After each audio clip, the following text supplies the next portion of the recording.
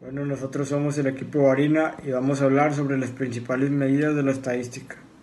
Para empezar vamos a definir lo que es la estadística. Es una ciencia que recolecta y obtiene datos para expresarlos numéricamente y así realizar conclusiones.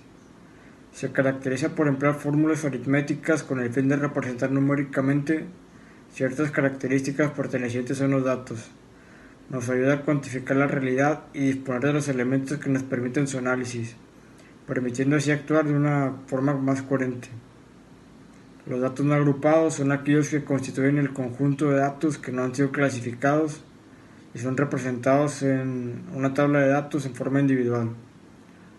Por último, los datos agrupados se representan por intervalos o bien aquellos que están clasificados en función de un criterio, mostrando una frecuencia para cada clase o grupo formado.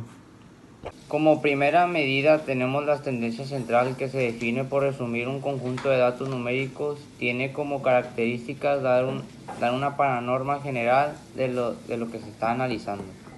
Entre las principales medidas de la medida aritmética, que es la suma de los valores entre el número de valores de un conjunto de datos, siendo así representativo, la mediana sería el valor central y se caracteriza al momento de resolver, ya que genera un orden entre los valores. La moda se identifica como el valor más frecuente en un conjunto de datos. Se puede presentar como bimodal o multimodal y tiene la característica de que sus valores son cualitativos o cuantitativos. Si bien el uso de esta medida de tendencia central se va a diferenciar por su fórmula al emplearlo en datos agrupados, ya que se organizan en frecuencias como absoluta y absoluta acumulada.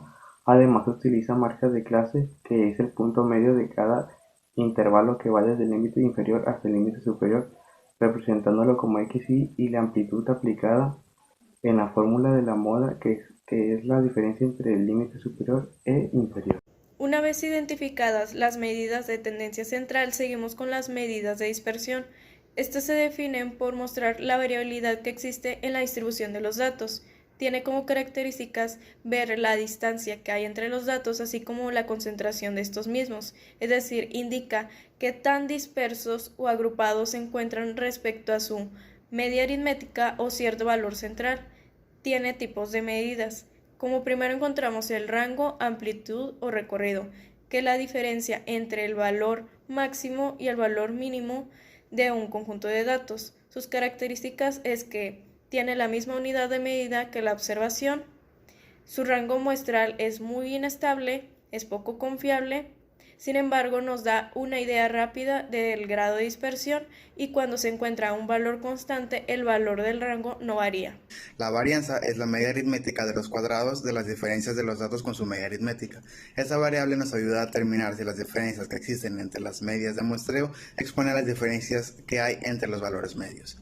Además, nos permite saber qué tan difícil es el margen de errores. Los valores de esta variable no podrán ser negativos. Por otro lado, tenemos la desviación estándar, la cual es la raíz cuadrada positiva de la varianza y nos sirve para comparar variables que estén a distintas escalas pero que estén correlacionadas estadísticamente y sustantivamente con un factor en común. Las fórmulas de estas medidas variarán dependiendo de si se habla de una población representada con el símbolo omega, mientras que la letra S será utilizada cuando hablemos de una muestra. Usaremos uno u otro dependiendo del problema que se nos presente, así como si se habla de datos agrupados o datos no agrupados. Bueno, esto ha sido todo por parte de nuestro equipo. Esperamos que les hayan quedado un poco más claro estos temas y sin nada más que añadir, nos despedimos. Muchas gracias por su atención.